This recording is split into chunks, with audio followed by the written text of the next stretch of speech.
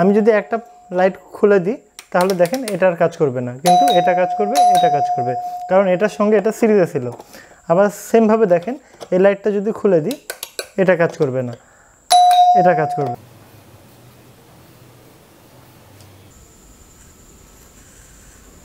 এই যে নিউট্রাল।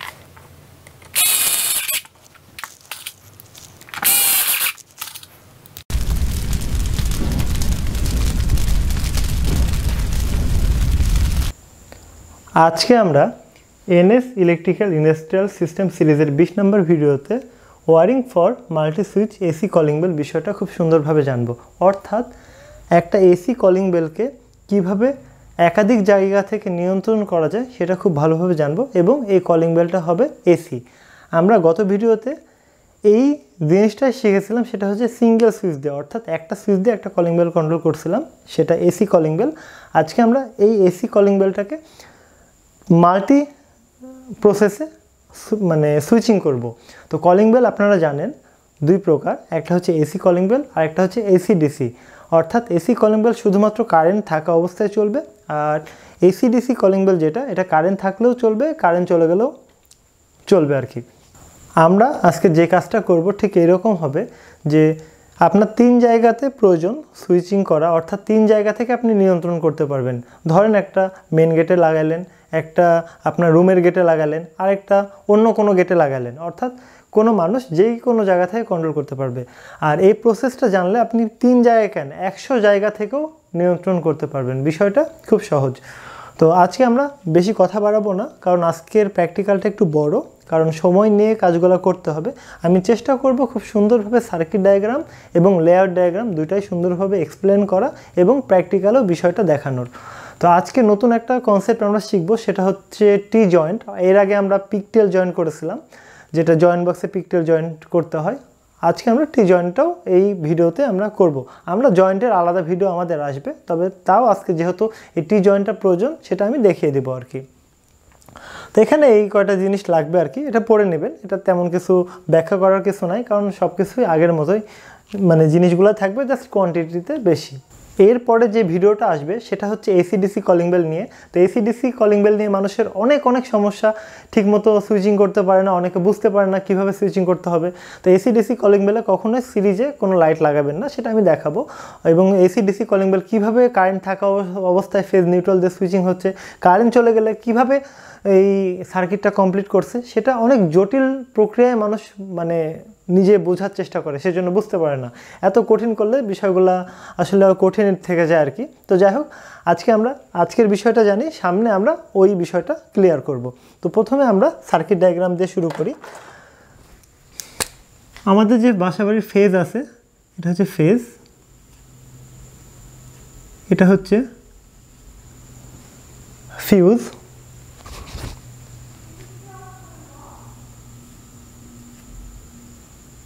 এখন আমি এখান থেকে পয়েন্ট বের করতে পারি, অর্থাৎ এটা একটা পুশ বাটন, এর সাথে একটা লোড লাগালাম। আবার এই যে এখান থেকে একটা পয়েন্ট বের করব,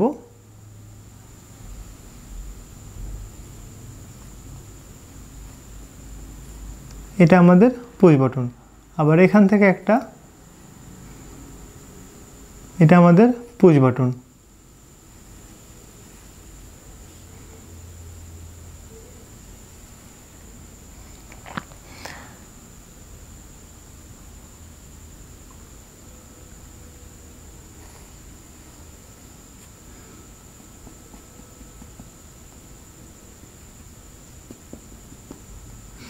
অর্থাৎ প্রত্যেকটা পুশ বাটনের সঙ্গে একটা করে সিরিজে আমি 60 ওয়াটের ইনক্যান্ডিসেন্ট ল্যাম্প ব্যবহার করব। অর্থাৎ ইনক্যান্ডিসেন্ট ল্যাম্প হচ্ছে এগুলা, কখনোই আপনারা এলইডি লাইট বা ফ্লোরোসেন্ট লাইট এগুলো ব্যবহার করবেন না, আপনাকে এই ধরনের লাইট ব্যবহার করতে হবে। এর সঙ্গে আমি সরাসরি কলিং বেল,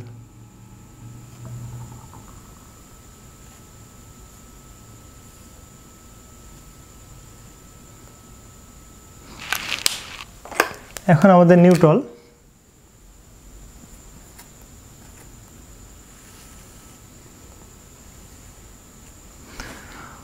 এটা আমাদের কলিং বেল।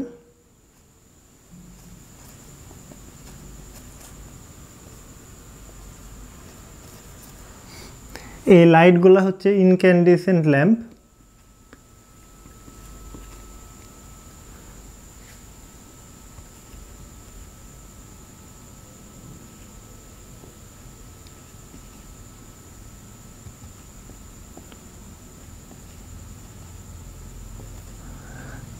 আর এগুলো হচ্ছে পুশ বাটন, এগুলা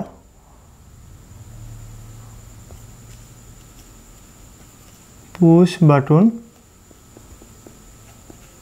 আর এটা হচ্ছে ফিউজ।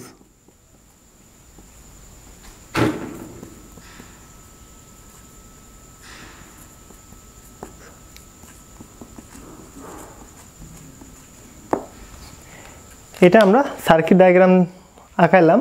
তো সার্কিট ডায়াগ্রামটা একটু সুন্দরভাবে দেখেন। আমি ফেজ দিয়ে দিয়েছি, ফেজের সঙ্গে ফিউজ। তো ফিউজের সঙ্গে প্রত্যেকটাই পুশ বাটনের সুইচের একটা মানে ইনপুট দিয়ে দিয়েছি, প্রত্যেকটার আউটপুটের সঙ্গে একটা করে 60 ওয়াটের ইনক্যান্ডেসেন্ট ল্যাম্প লাগিয়েছি। তো এই যে প্রত্যেকটা 60 ওয়াট লাগানোর পর প্রত্যেকটা 60 ওয়াটের মাথা আমি শর্ট করে দিয়ে কলিং বেলের এক মাথার সাথে লাগিয়ে দিয়েছি, কলিং বেলের অপর মাথা নিউট্রালের সঙ্গে লাগিয়ে দিয়েছি। এখন যে বিষয়টা হবে দেখেন, খেয়াল করে দেখেন, আমি যদি এই পুশ বাটনটা চাপ দিই উপরেরটা, তাহলে কারেন্ট এপার দিয়ে যাবে, এই লাইটের মধ্যে দিয়ে যায়, এই কলিং বেলের মধ্যে দিয়ে যায়, নিউট্রালে ব্যাক করবে, তার মানে সার্কিটটা কমপ্লিট করবে, এই লাইট মানে কলিং বেলটা চলবে। আবার যদি আমি পুশ বাটনটা ছেড়ে দিই তাহলে তো অফ হয়ে গেল। আবার এই মাঝখানের পুশ বাটনটা যদি চাপ দিই, তখন এপার দিয়ে এসে এপার দিয়ে আর যেতে পারবে না উপর দিয়ে। তখন এই যে কলিং বেলটা চাপ মানে সুইচটা চাপবো, যেমন দ্বিতীয়টা যদি আমি চাপি মাঝখানেরটা, তখন এই সার্কিটটা কমপ্লিট হবে, অর্থাৎ ফেজ এপার দিয়ে যাবে, এই সুইচের মধ্যে দিয়ে যায়, এই লাইটটা জ্বলবে। আর এই লাইটের সাথে কলিং বেল সিরিজে লাগানো আছে, তো এই কলিং বেলের মধ্যে দিয়ে গিয়ে নিউট্রালে ফিরে আসবে। আবার যদি 3 নাম্বার সুইচটা আমি প্রেস করি, তাহলে ফেজ ফিউজের মধ্যে দিয়ে যাবে, যাওয়ার পর পুশ বাটনের মধ্যে দিয়ে যাবে, তারপরে লাইটের মধ্যে দিয়ে যায়, কলিং বেলের মধ্যে দিয়ে যাবে, তারপরে নিউট্রালে ব্যাক করবে, অর্থাৎ যে পুশ বাটনটা প্রেস করবো সে পার দিয়ে যাবে। এখন অনেকে বলতে পারেন যে ভাই একসাথে যদি সব বাটনগুলো প্রেস করে দিই তাহলে কি হবে? তাহলে সবগুলোই সিরিজে যেহেতু আছে, সিরিজে লাইটের মধ্যে দিয়ে কারেন্ট যাবে, নিউট্রালে ব্যাক করবে, তাও কলিং বেলটা চলবে। তো দেখেন বিষয়টা খুব সহজ, কমপ্লিকেটেড মনে করবেন না। এখানে এটা আমরা 230 ভোল্ট এসি দিব, ঠিক আছে। তো এখন আমরা সরাসরি লেআউট ডায়াগ্রামটা দেখব।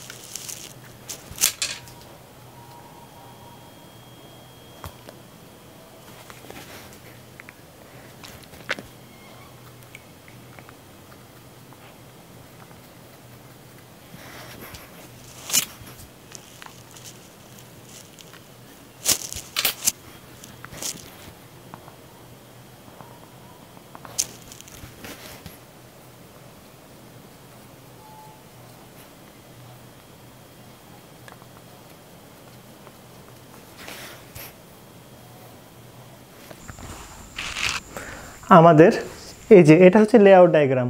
লেআউট ডায়াগ্রামে কখনো কানেকশানটা দেখানো হয় না, তবে আমি আপনাদেরকে কানেকশানটাও দেখাবো, কারণ কানেকশানটা যদি আমি দেখাই তাহলে আপনাদের ওয়ারিং করতে সুবিধা হবে আর কি। দেখেন সার্কিট ডায়াগ্রাম কোনটা, কম্পোনেন্ট বা লোডের কানেকশানটাই সার্কিট ডায়াগ্রাম, যেটা কানেকশান দেখলে বুঝতে পারবো যে এটা লাইট। হ্যাঁ, তো আপনি যখন এই লাইটটা ইউজ করবেন, লাইটটা তো কোথাও লাগাইতে হবে, ওয়ালে লাগাইতে হবে, ওয়ালে লাগানোর জন্য ব্যাটেন হোল্ডারগুলো ব্যবহার করতে হবে।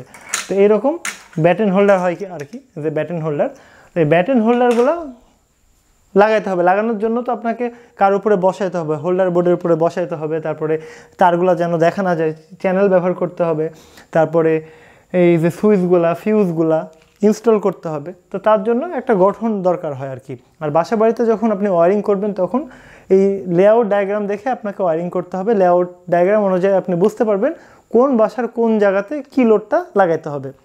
আর সার্কিট ডায়াগ্রাম আপনার মাথার মধ্যে একা একা চিন্তা করে নিতে হবে। আর যখন ইন্ডাস্ট্রি লেভেলে কাজ করবেন বা বড় পর্যায়ে কাজ করবেন তখন আপনাকে ডায়াগ্রামটাও দিয়ে দেওয়া হবে, লেআউট ডায়াগ্রামটাও দিয়ে দেওয়া হবে।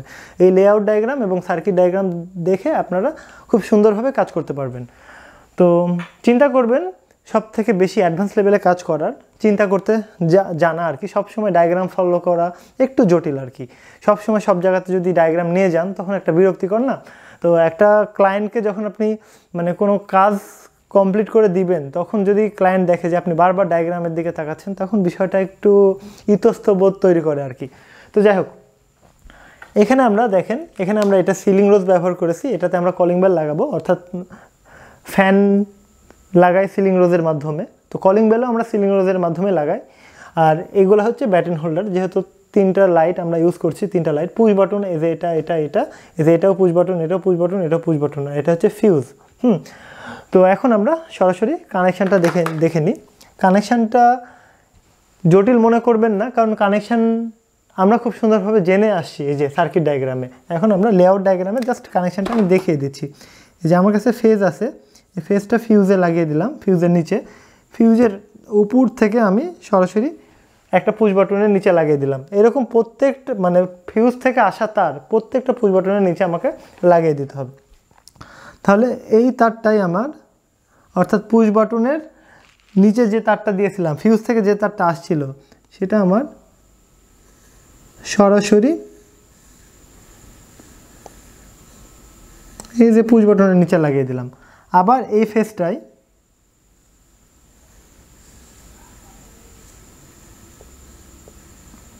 পুশ বাটনের নিচে লাগিয়ে দিলাম। এখন পুশ বাটন চাপলে এখান থেকে একটা ফেজ আমরা লাগাবো, এটাও একটা, এটাও, অর্থাৎ তিনটা ফেজই আমি আপাতত বাকি রাখছি। এখন আমি যে কাজটা করব সেটা দেখেন, খালি একটু খেয়াল করে দেখবেন। এই যে পুশ বাটন থেকে যে তারটা আসছে এটা কিন্তু আমি ওভারটেক করেছি, জয়েন করিনি, কিন্তু হোল্ডারের এক প্রান্ত লাগিয়ে দেবো, ব্যাটেন হোল্ডারের। এই পুশ বাটনও তাই,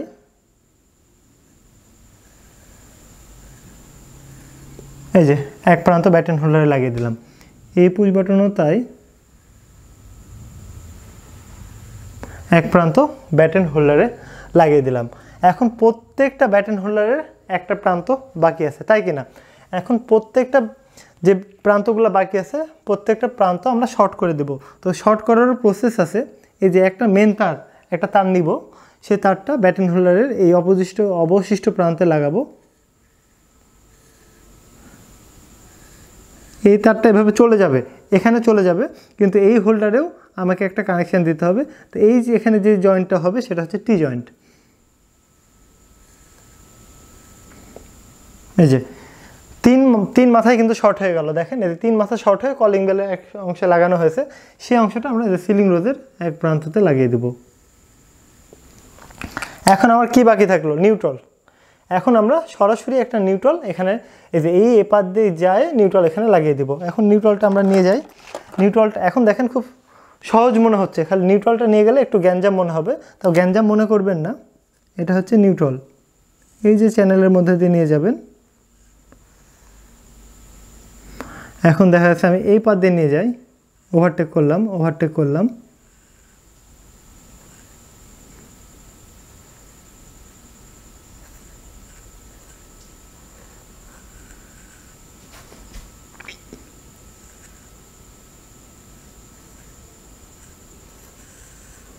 এই যে নিউট্রালটা নিয়ে গেলাম, কানেকশান সম্পূর্ণ কমপ্লিট। দেখে মনে হচ্ছে অনেক জটিল, জটিল না কিন্তু। এখন আমি কোনটা কি লিখে দিই, এই যে এটা আমি এটা লিখে দিই, এটা হচ্ছে আমার পুশ বাটন।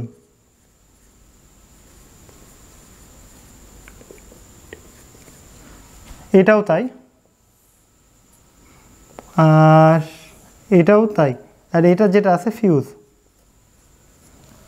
একটা সঠিক সার্কিটে সবসময় ফিউজ থাকবে। কানেকশানটা আমি আরেকবার ব্যাখ্যা করি, দেখেন কানেকশানটা ভুল করবেন না।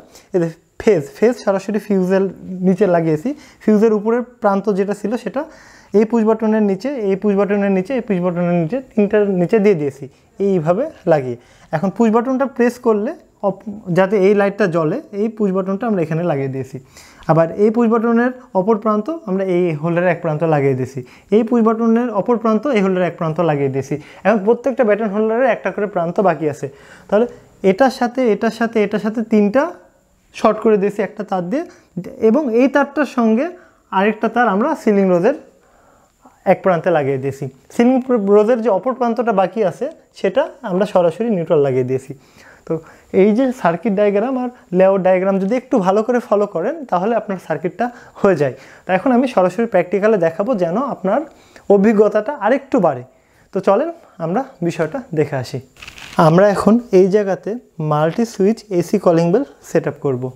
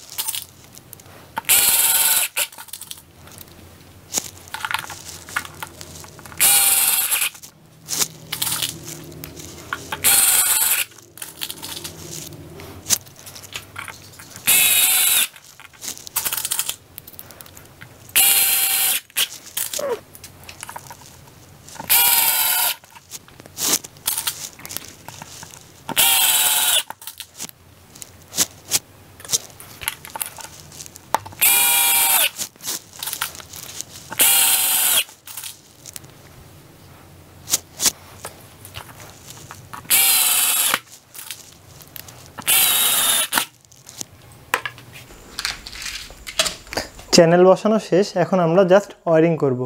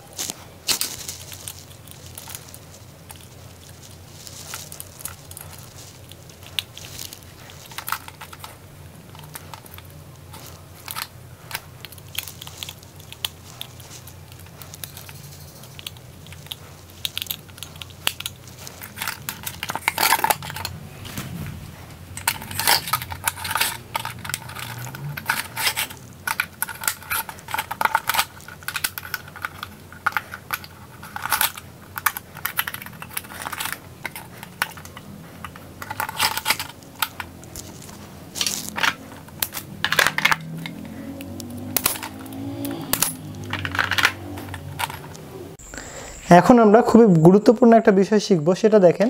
এই যে এই সুইচের নিচে একটা ফেজ দিয়েছি, এই সুইচের নিচে একটা ফেজ দিতে হবে, এই সুইচের নিচে একটা ফেজ দিতে হবে। সেই জন্য এই যে এই সুইচের যে নিচে ফেজ দিয়েছিলাম সেটা আবার খুলবো, খুলে যে এখানে আরেকটা তার আমি লাগিয়ে দিব।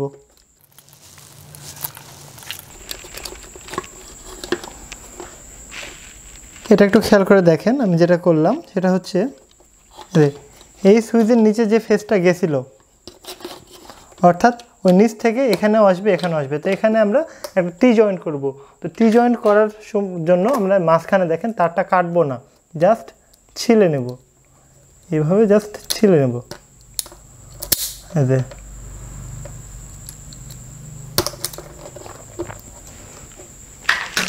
একটু ইনসুলেশন তুলেও নেব হালকা করে, তাহলে আমাদের তারটা সুন্দরভাবে জয়েন্ট দেওয়া যাবে।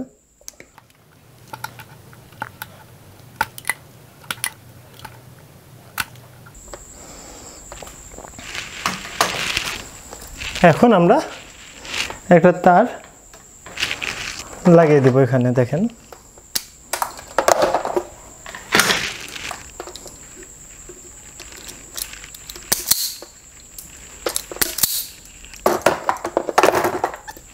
জি,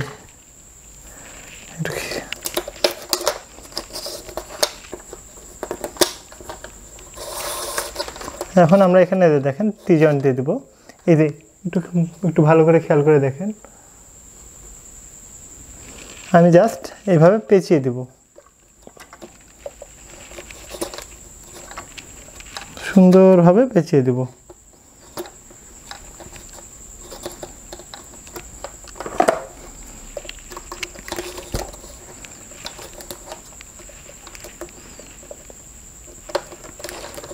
এই যে সুন্দরভাবে আমার টি জয়েন্টটা হয়ে গেল, দেখেন। এখানে আমরা সুইচে দিতে পারি।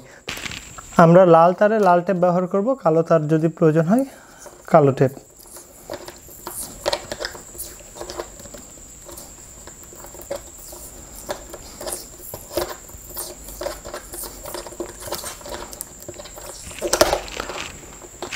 পরবর্তীতে আমাদের যেখানে যেখানে টি জয়েন্ট দরকার হবে সেখানে সেখানে আমরা এভাবে টি জয়েন্ট দিয়ে দেব।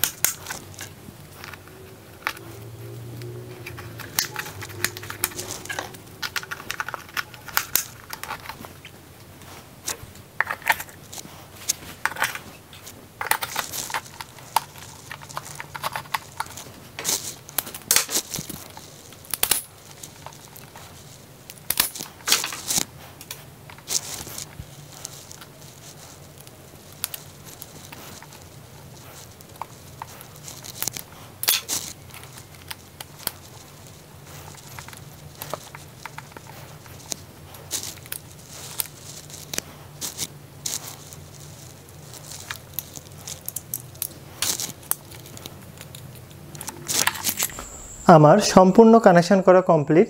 এখন আমরা দেখব কাজ করছে কিনা।